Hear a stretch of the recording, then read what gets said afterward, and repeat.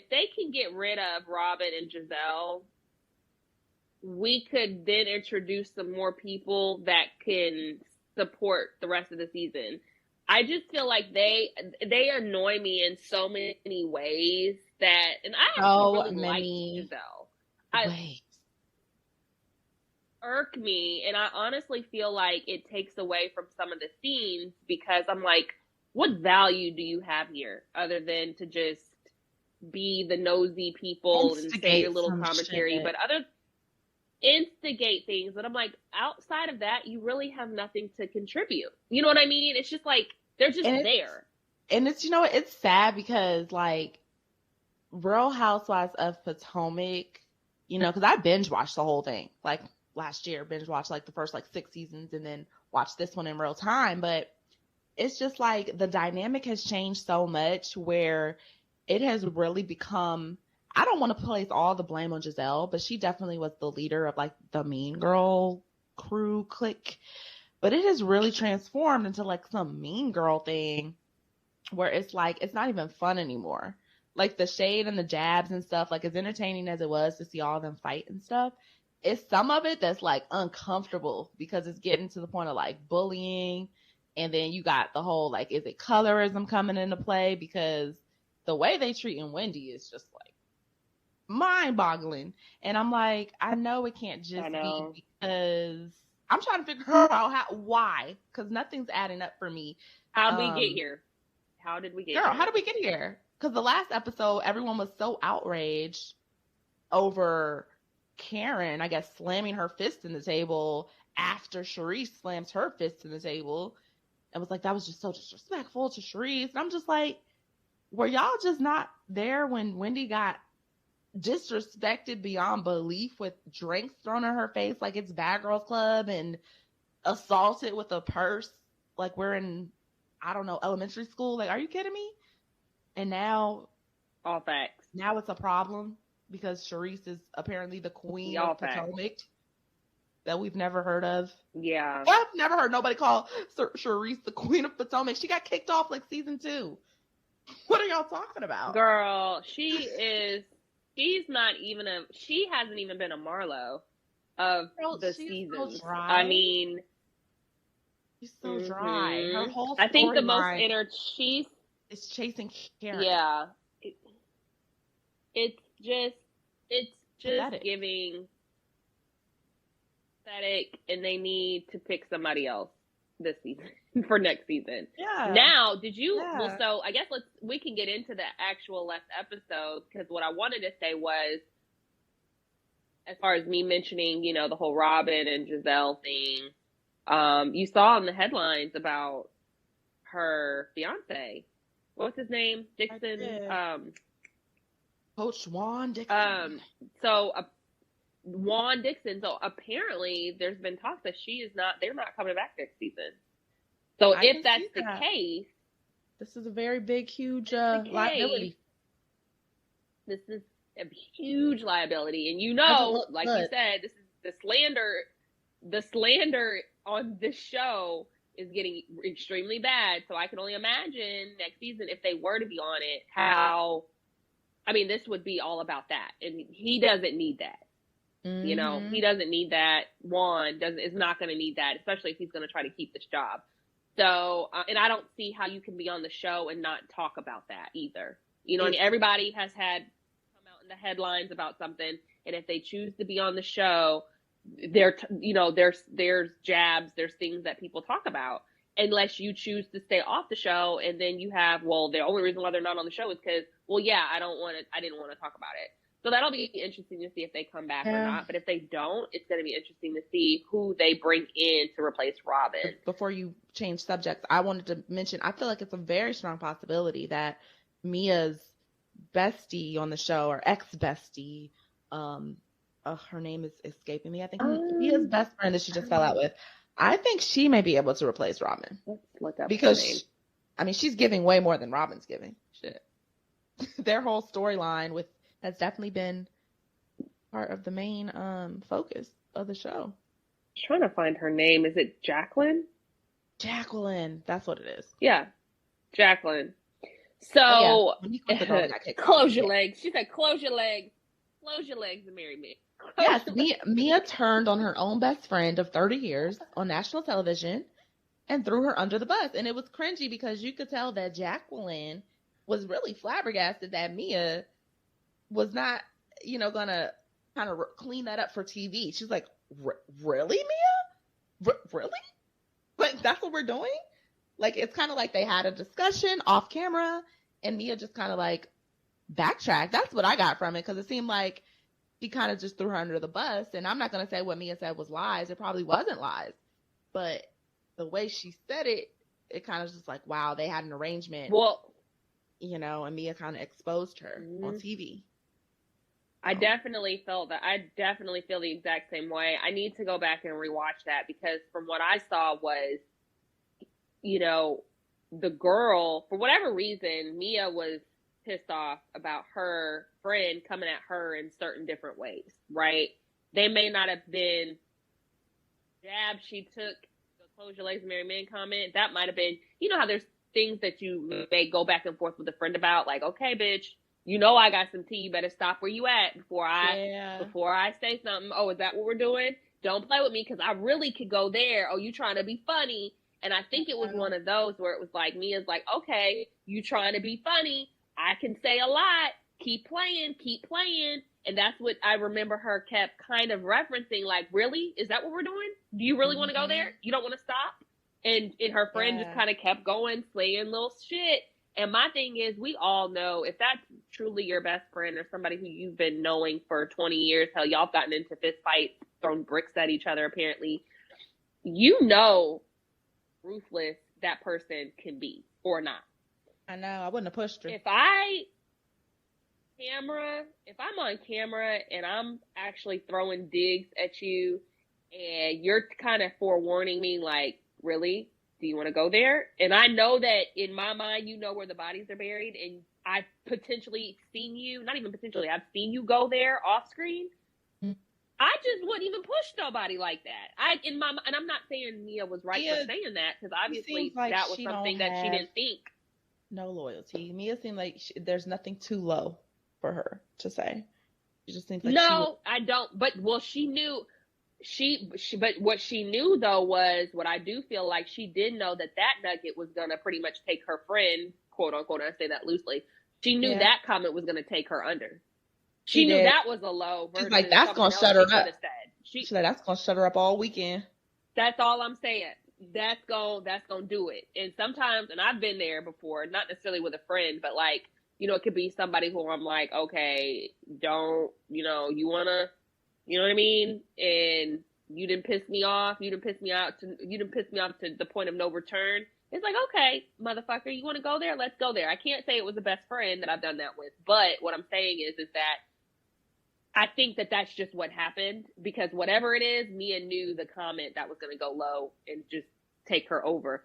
And why she said that, why you would even want to be friends with somebody, why you would want to be continual friends with somebody who goes so low, or the other person goes low, or you go low with each other all the time. I don't even understand how that, it just seems toxic.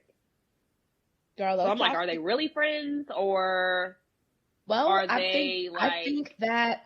I think that frenemies was more of a better term.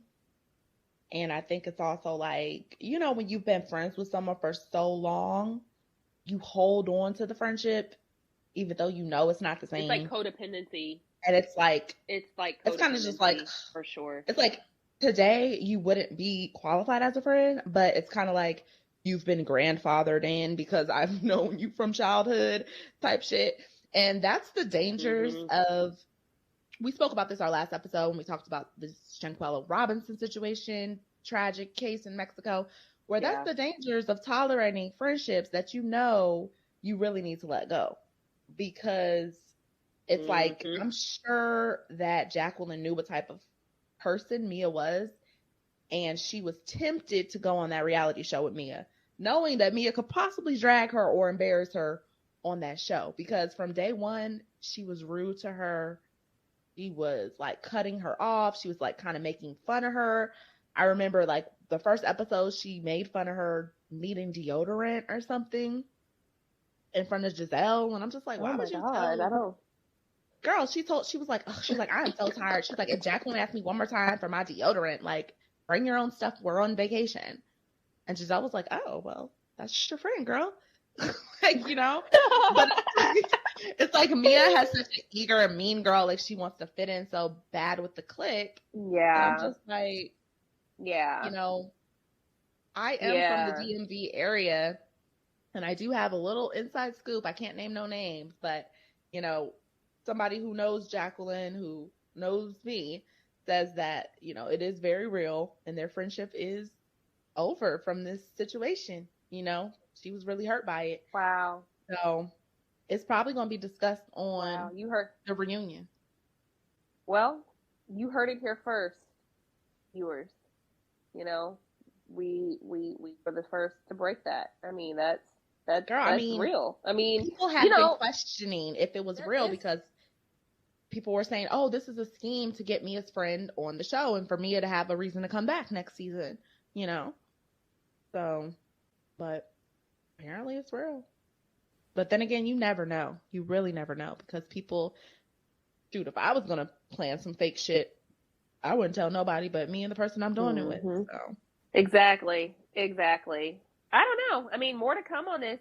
Hell, you may be right. She could be a potential contender for next season if Robyn doesn't come back. I don't doubt. I wouldn't count her out. I would not count her out because Robyn and Giselle give nothing. Like, I don't know anything about their life except this fake wedding that Robyn is trying to make us believe she's planning. She's dragging it out. Girl, this did not say that she was going to go to her cousin's wedding and then have the wedding after her cousin's wedding in Jamaica. Like, what? God, you were going to use a trip that you already paid for to piggyback and get married on a whim after your cousin's wedding at the same location? That is just disrespectful and cheap. So what do you think? What do you think happened? What do you think the real is between Juan and Robyn? If you had to call it, like, did Juan just say, you know what, to shut it up, to kind of give you something for the show, for people to chew on, I'll do that? Like, what do you think that this is? Like, because Robyn would have been okay if they never got married. Robyn would have been fine. She was fine. She would have been fine. I feel like I think it's for appearances. Understanding. I'm pretty sure it's for appearances, and I think Robyn wanted the questions to stop. She wanted people to stop asking her, well, when are you and Juan getting married? When are y'all getting married? I think she just wanted that to end. So they could never be planning on getting married. I technically feel like they were probably going to have look like it. Ceremony, you know, that's not legitimate, but just a ceremony for the cameras. Or that's what I thought they were going to do. But now with all this going on, I'm sure they're just going to fall off the earth. I don't see Robyn coming back because Robyn can't handle criticism. She's not going to want. Can't handle criticism, and it makes her extremely uncomfortable to handle things when it comes to her personal life. She becomes extremely uncomfortable, and there is a level of uncomfort that I'm sure anybody would face when they're faced with being asked about their personal business. However, newsflash, you're on reality TV. So some of the obvious things that everybody wants to know because you're on reality TV deserve more than just a publicity answer, you know, to just skirt over it. And it's just like, what the fuck for? Like, you're not giving us anything. Everybody has literally had to face all kinds of criticism when it comes to their personal business. Karen and her taxes, Ray and Karen, you know, with the young pool guy, Giselle with the whole, Jamal Bryant situation, Ashley with her husband. Everybody's like, oh my God, is he gay, bisexual? You know, you touch the cameraman. I mean, everybody at some point has had to face something that has been extremely uncomfortable, and they just kind of roll with it, and they have great comebacks for people who come for them. But like with Robyn, they don't want to share their life. They don't. That's the problem with Robyn, Giselle, and Charisse, because it's just like, we don't know shit about y'all, and that's why y'all are so pressed to point out what everybody else is doing, make it into your business. Correct. I Because you don't agree. got no business and you want to divert. To deflect. Yep, Yeah. divert. Yep. I hope all You want to y'all get a check, you want to still have appearances for whatever it is that you're doing in your life. So whether that's real estate, your hats that you were selling, you know, Giselle had sold makeup at one point that I think was in Target. Like, they still want the publicity, but they don't want to also chime in on the other side of that. I look at Candy as the perfect example. Candy Beerus. I mean, she typically doesn't have just groundbreaking drama. She has had some things that have come out that have been extremely entertaining, but then for the most part, Candy's pretty.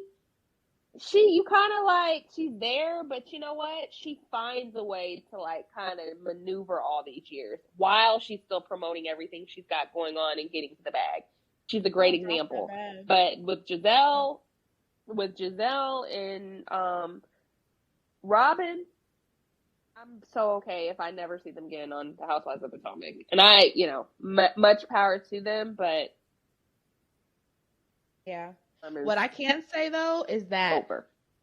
What I can say is that for Giselle in particular, she is much more enjoyable and tolerable when she's not with Robyn. Like when she was, I think this episode that she did the yoga thing with them, or when she's just by herself, she's so much more like intertwined with everybody. She's not playing mean girl.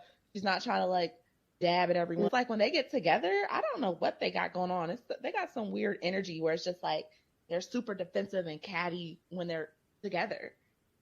It's weird. I don't know. It's weird. And I'm like, how can you even be that way when you both individually have your own shit? You guys are not having these perfect lives where everybody wants to emulate what you guys are doing. Like, no, sit down, ma'am. No, y'all are not it. Okay, Girl, so not it. Yeah, it'll be interesting to see the rest of the episodes and how the season plays out for sure. I'll be watching for sure. I definitely can't wait for that reunion. You heard me. Mm-hmm. How many more episodes do we have? Do we think is it nearing its? Or it feels like it's about to be over. Out? I can't see it being no more than one or two more episodes. Okay. Yeah. Yeah.